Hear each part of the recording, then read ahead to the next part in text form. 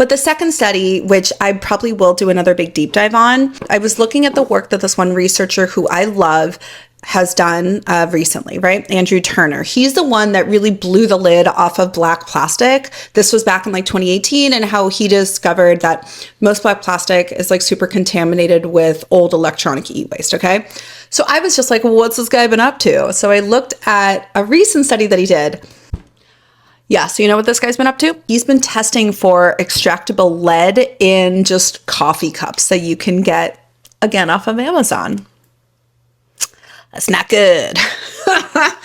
I'll do a bigger deep dive on it. But essentially what he did is he went to different stores throughout the UK. That's where he lives.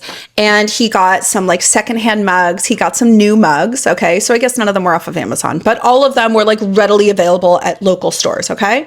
All of them were made in different places. And a lot of them, he couldn't even figure out where they were made. And he got ones that had lots of like pretty colors and patterns on the outside. Then he tested those for extractable cadmium and lead. Okay. What he found was fascinating.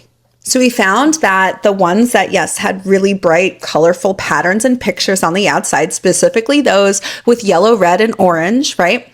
Those did have extractable lead and cadmium that exceeded safety limits, right? Very few of them had any extractable lead or anything on the inside, right? It truly was the outside where the colors were. Now, what's interesting is that those colors, they were under a glaze, okay? That glaze was safe, right? Because it's the same glaze that's on the inside as on the outside. But what he found is that when a cup has lots of bright colors on the outside of it, you have to fire the cup at a lower temperature in order to preserve the bright colors.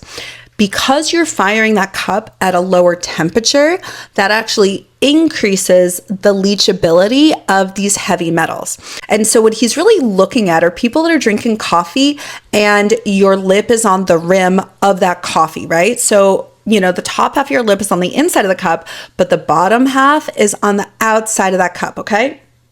And it's that part where we may potentially be getting lead and cadmium from the outside of the cup, specifically if it has bright colors.